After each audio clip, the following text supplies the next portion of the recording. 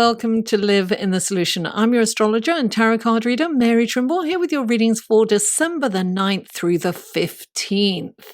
What an incredible celestial sky we have this week. A lot is going on, but that's for the astrological report. So if you're new, welcome. I really hope you enjoy these readings and that you will return. And if you are returning, thank you so much for your loyalty, support, and love. Now, these readings are for the collective, guys. So take what resonates and leave the rest. And if you would like a more tailored, in-depth personal reading, then click on this link here and that will take you to my website and you can take a look at the kind of readings that I offer. Now, these readings are for your sun, moon, and rising. So if you know your sun, moon, and rising, then check out the other readings. All the links will be in the description box below. It'll say show more. You click on that, or if it's on a telephone, it'll have a little arrow pointing down, and that will open up the links to everything. I have a Facebook group, guys, and every 2 weeks I do a live feed in that group, which correlates with the new moon or the full moon. It is a private group, so you just have to click on the link below and request to join, and you'll just have a couple of questions that you have to ask. That's it. So yeah, well, whoever shows up for the live feed, then I look at the horoscopes and their sign and see how you are receiving the energy from the new or the full moon, respectively. So I'll be doing one this week coming up for this full moon in Gemini. So we have lots of fun there. It's really cool. Now, another way to support this channel, other than likes and shares and comments, which I really appreciate, guys, check out my Patreon page right here. I post things on there that I don't post anywhere else, or sometimes I preview them there before I make them public. So you can support me for as little as $1 a month, which is what, $12 a year, which is not a lot, but it's a lot for me. I can do a lot with that. And if you can't, that's fine. Just like, share, comment, blah, blah, blah. Okay. Lastly, these readings come in 3 sections. There's this section, which is the intro. Then there is the astrology report. And then after that is the tarot reading. I have the skip stamp times for each section below, right above, directly above all the links to the other videos. Sometimes that will be there straight away, but sometimes it takes me a minute to get all the links up. So bear with me. I have to upload all the videos first, and then I can put in all the links. So guys, without further ado, let's go to the astrology report, shall we? Hello and welcome to the astrology report section of your reading for December the 9th through the 15th. So gosh, there's so much going on. We start off with Monday, the 9th of December. Mercury moves into Sagittarius. It's going to feel like a breath of fresh air because Mercury has been in Scorpio since October the 3rd. You know, it's been there for over 2 months because of the retrograde. You know, it was just about to come out and then it went retrograde. So it has been a very long journey. And it's in Scorpio, we had to confront uncomfortable truths about ourselves, you know, and some of us are still shaken up by that, by those revelations. We will go from these deep, intense and detailed oriented thoughts and conversations to the bigger picture, a little bit more scattered and perhaps saying things without much foresight. So we can kind of, you know, there's very little filter between thought and mouth. It's just it just comes out. Mercury moving into Sagittarius is going to lighten the mood. We'll feel lighter, we'll feel more optimistic and more joyous. When Mercury is in Sagittarius, our thinking shifts from this need to dig deep into any given situation or topic to the desire to learn about everything. It's like we want to know everything. We want to learn. So we see this, we want to learn about it. We see that, we want to learn about it. We're like excited about deepening our education or knowledge. So our thinking becomes more optimistic, our faith becomes stronger and increases, and we are more idealistic. We're more concerned with what is fair and what is not. But under this influence, with Mercury in Sagittarius, we may not always make the right choices.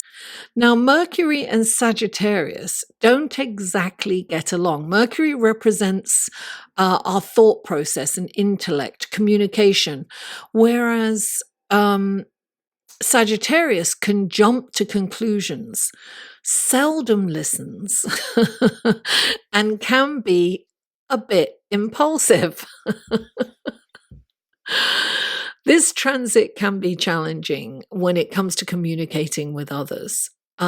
We may be more optimistic and joyful, but we also have a tendency to make decisions based on assumptions, which can cause catastrophic errors in judgment. So be aware of this tendency and slow down. Resist the urge to make decisions before talking it over with trusted friends or family members. Remember, don't assume anything until you have all the facts. Resist the urge to jump to conclusions. Now, Wednesday, December the 11th, Venus conjuncts Saturn in the early hours of the morning. This aspect is challenging for love and finance. Your relationships could go through a lack of connection or lack of emotion. A stable relationship can weather this storm, but if your relationship is on rocky ground or unstable legs, it may not survive. If you meet under this influence, there could be a significant age difference and probably will be based on practical considerations rather than a partnership rather than a love match. This transit can also affect your finances and you could find yourself strapped for cash. So planning ahead might be prudent at this time so that you won't be in this predicament again in the future. Now, Thursday, December the 12th, we have the full moon in Gemini at 12:12 a.m. Eastern Standard Time. So let's talk about the significance of the number 1212, 1212. This is the 12th month, and on the 12th day, we have the full moon at 12:12. How crazy is that? Well, this is a very significant number in numerology. It represents the highest vibration. It's a connection to the higher self or the light body, spirit guides, and it's the ascended master's frequency. So if you keep seeing this number, like I have been seeing this number a lot over the last few months, particularly, it's more and more frequent for me. You are connecting to that light, or you're being urged to connect to it. It's the new earth awakening vibration. It's that frequency. It's very high. So this is an incredible opportunity. It's almost like a portal has opened up for this because so this is about change. So not only do we have this full moon, and as most of you know, the full moon is when the sun and the moon are opposite each other. It's actually the sun's light that illuminates the moon. It's the sun feeding the moon, if you like. So the moon is in Gemini and the sun is in Sagittarius. And full moons are about culminations and endings, crescendo coming to, it's change, right? It's endings and beginnings. Gemini is about the intellect. It's about the thought process, the spoken and the written word. It's about books and about learning, right? While Sagittarius is about spirituality, adventure, and higher learning. It's kind of a higher octave of learning. And it's about optimism. Now, at the same time as this full moon, there is a T-square, what we call in astrology a T-square. And that T-square is to Neptune. So that means that Neptune is square to both the sun and the moon. This is a challenging aspect, right? Squares are tension, and they're kind of motivating, if you will. Now, the lowest octave of this energy is the monkey brain, right? That's what will be highlighted, what we call in meditation the monkey brain. It is that unconscious chatter in the background that's constantly going, that's there all the time, and perhaps sometimes we're not conscious half the time. Some of us aren't conscious of it at all, but some of us are awakening and hearing that voice in the back of our heads that is saying, you're not good enough, you'll never do it, you're too old, you're too young, you're too fat, you're too thin, you're too ugly, too dumb, you'll never make it. Oh, look, see, there you go. You've done it again. It's that kind of energy. And it's that. So the antidote to that is meditation. Meditation quietens the monkey brain. So listen, we may be too idealistic or perhaps even deceptive. That's the lower octave of it. We may be overly sensitive and we may take things personally. This full moon will shed a light on the truth and will bring something from the unconscious into the conscious. Maybe make us aware of what we're thinking and how we feel about ourselves, or how we're allowing this monkey brain to dictate how we feel about ourselves, right? Now, meditation, I always say this, if you've watched me before, meditation isn't about controlling your mind, but it's about not allowing your mind to control you, not dictating our actions according to our monkey brain. The higher octave of this energy is that we connect to higher energies, to that light, that 1-2-1-2 frequency, right? Because the veil between the worlds with Neptune at play becomes very thin. So we are able to communicate with spirit in the ethereal realm. It will empathize with the suffering and the plight of the less fortunate around the world. And it's imperative that we conduct ourselves with honesty, kindness, and integrity, and that we keep a positive mindset.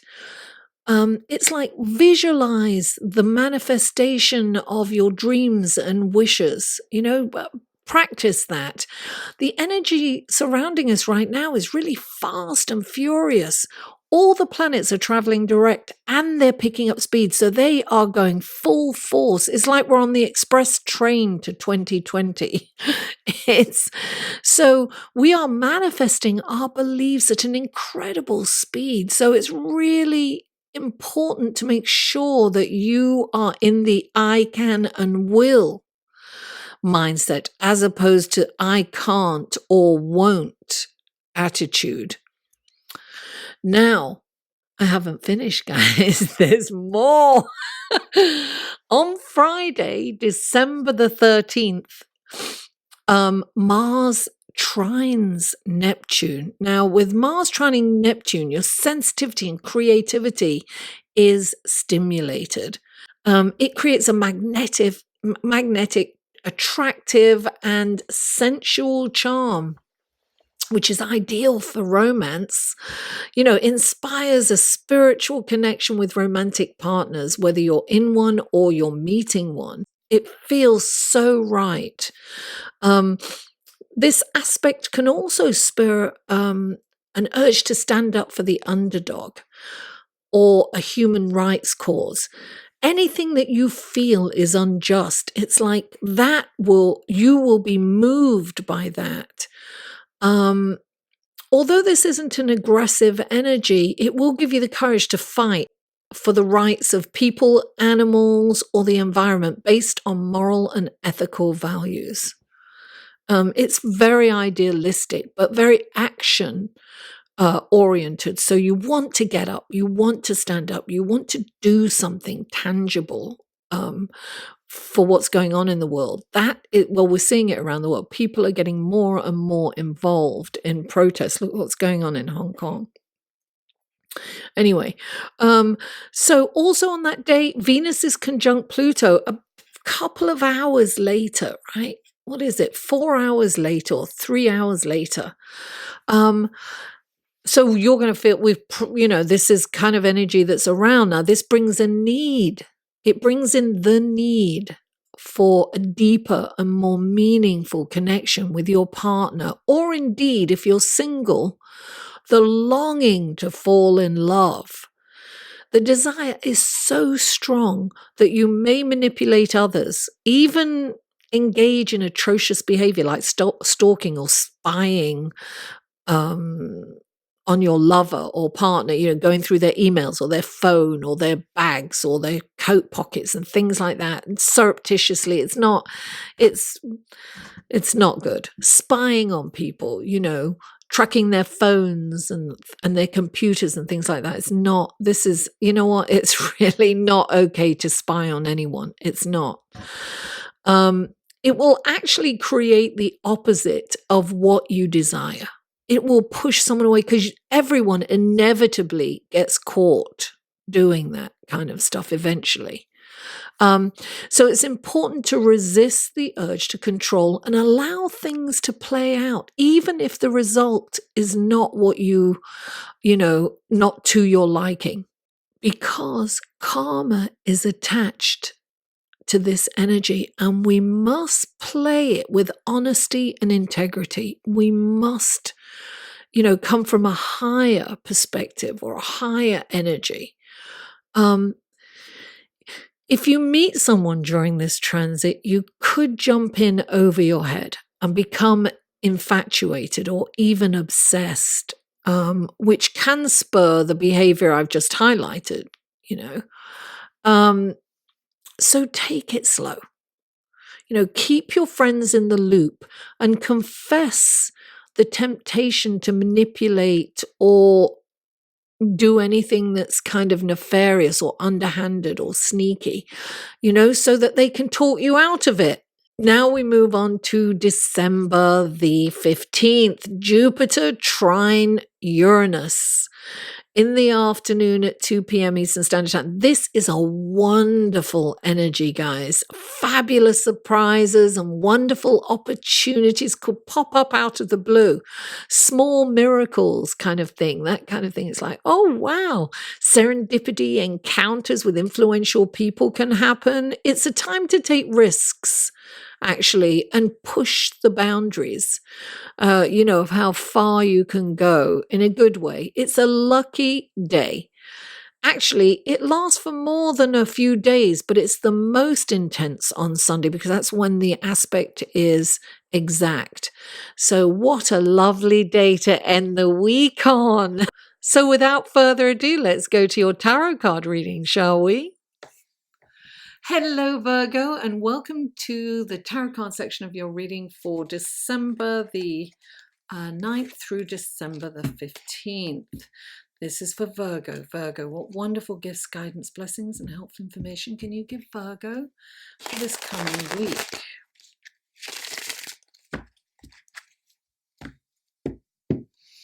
This is for Virgo.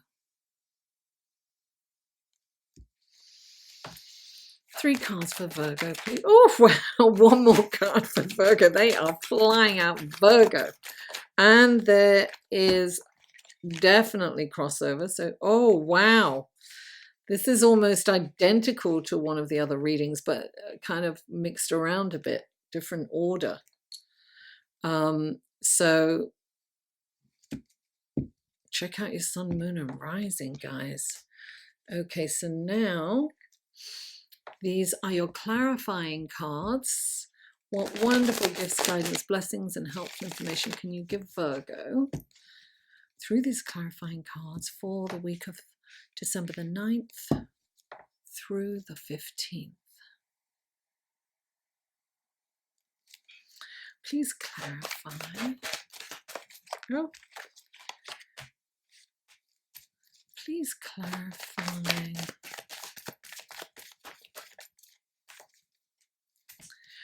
And please clarify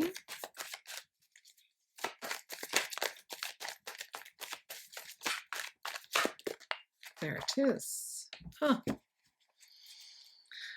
tried to come out before, but it didn't quite make it.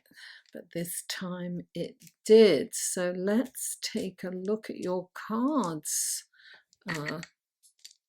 Just put these on. Virgo.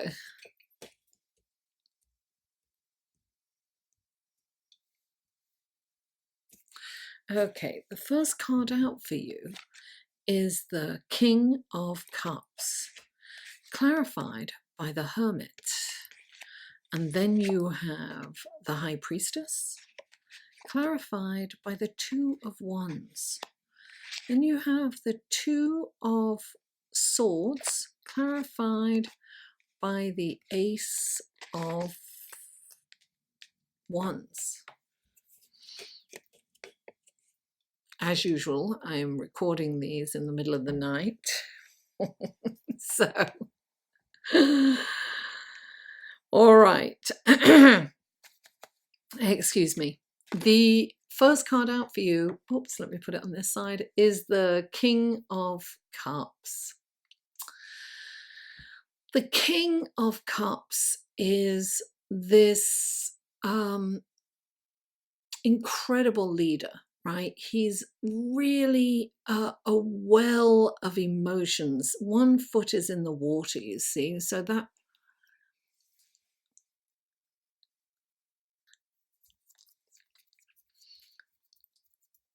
one foot is in the water, you see. That makes him very connected spiritually as well. So he is like the counselor. He lends an ear, he listens to people, he's very available, but he really believes he must, in order to be a good leader, he has to remain stoic. So he doesn't show his emotions. He advises and counsels people not from an emotional standpoint, from a very logical and rational standpoint. So he doesn't allow his emotions to dictate his behavior or his advice. Don't allow your actions, don't be controlled by your emotions, is what I was trying to say. Oh my God. So it's not about stuffing your feelings down. It's about not reacting. So you have to respond. And look, you've got the Hermit clarifying this. So listen, you're ruled by Mercury. Mercury is the planet of the thought process, of communication, intellect, learning, books, reading. It's very that. So, you can be in your head a lot, right? Because you're ruled by Mercury, the planet Mercury. And this is all about not being ruled by what we call in meditation the monkey brain, right? So he's holding up a lamp. He's been in a cave for like 40 days and 40 nights, because that's usually when people are like fasting or going away. And he's voraciously read everything he can. He's very wise. He's meditated, he's connected with, spirit, source energy, the ethereal realm. And he comes out of the cave and he's an enlightened guru, right? And he holds up the light to show others the way. He's the light at the end of the tunnel. But the lantern that he holds up represents his mind. And so he is separate. He's able to view his mind. And I always say this, Rumi, it reminds me of Rumi, right? I am not this hair. I am not the skin. I am the soul that lives within. It's, it's not the mind. The mind, your mind, that monkey brain is not part of you. Your essence is the soul and your heart. So you can connect your mind to your heart and then you will be one. But then you can separate yourself from that monkey brain that's constantly going on in the background. Oh my God, you're too old, you're too young. What if, right? So this is definitely about not allowing your mind to control or dictate your actions. And then look, you've got the High Priestess coming in. And she's about balancing light and dark energies. She's, listen, there's a moon. There's a moon in the other one. Sorry. This High Priestess doesn't have the moon, but she is making the Akashic records available to you, wisdom from the beginning of time. You can tap into this through meditation, right? Listen, you need to trust your gut feeling this week. Whatever's going on, don't second guess. If you get that feeling, do not second guess it. It's on point. You need to listen.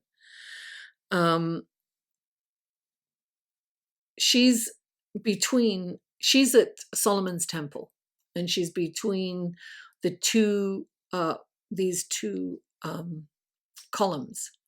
Light and dark, yin, yang, good, bad, good, evil, whatever you want to call it. And she's kind of in between, the balance, if you will, the connection between the two. There's a little bit of both in her. There's a little bit of both in all of us, right? We have to, male, female, we are made up of all parts, shadow sides and the light side, and we have to embrace that. And when she comes in, it's about embracing it all, and it's about, trusting your body and yourself for knowing what's right. And you have the Two of Wands. I feel that there is a path ahead of you. You have this choice of going in two different directions. There are two paths here, and it's interesting because the paths are almost like a figure 8, right? So infinity. And I don't feel that there is a bad choice here. I feel that, whatever you choose will be fine. But I feel that you can tap into what is right for you. You can tap into your intuition and psychic abilities to know which way to go, which path to choose. So there's definitely a decision on the table. And look, we have the Two of Swords, and this is a decision that you're not making because you are refusing to see the truth in the situation. So she is sitting there, she's blocked like this, she's got her arms crossed, which, indicates a blockage of some sort, right? And she's holding two swords, and swords represent the truth, but she's blindfolded. So she's either unable or unwilling to see the truth.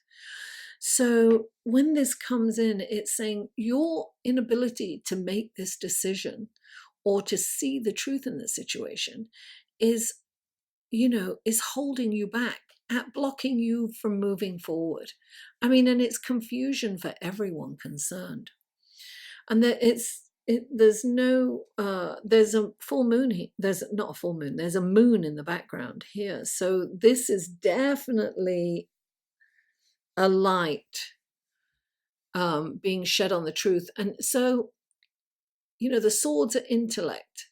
So you may need to open your mind up to other possibilities and to really the question to ask yourself is, wow, is that, Neptune's playing a big role, guys. So am I really rationally thinking about this? Is this right? Question everything you see, everything you feel, and everything you think. Question it. Don't jump to conclusions. We have this ability to jump to conclusions, but you're being asked to open up and to look at all the facts included, because you probably have a preconceived idea about something or someone, and you are not looking, you've just made your mind up about this, and you need to kind of open your mind up to the truth of the situation to see what's really going on. And clarifying it is the Ace of Wands. And the Ace of Wands is a brilliant idea. So you have this ability to open your mind up and to see things come out of your head. It's like come off the hamster wheel of going round and round and round in your head. And to do that, it's important to meditate, quieten the mind. And I believe that you will have an inspired thought, that you will, a brilliant idea, you will know which direction to move in, and your mind will be so open that you will be able, like things will start to happen. You'll have this brilliant idea. This is like a spark that lights a flame, which can turn into a blazing fire, right? So it has the potential for passion and energy, but you need to kind of take the blindfolds off. Open your mind. I feel that your mind has been kind of like this on a linear way and very small without, blinders. I don't want to hear that. I don't want to look at that. And this is what it is, and that's it. And, open your mind up to the possibility of perhaps not being right about something. Because the more we question things, the deeper we can go. And we're moving into Sagittarius, so you may need to see the bigger picture, right? And this is going to give you an opportunity to look at the bigger picture, to take the blindfold off, to see everything, not just one specific point of view. Now you might be open to seeing more and to understanding more. Virgo, thank you so much for tuning in. Please don't forget to like this video, share it with friends, family, neighbors, co-workers, social media. Comment. I always respond to every comment. And if you haven't already, please subscribe. Mwah! I love you all, and I'll see you next week.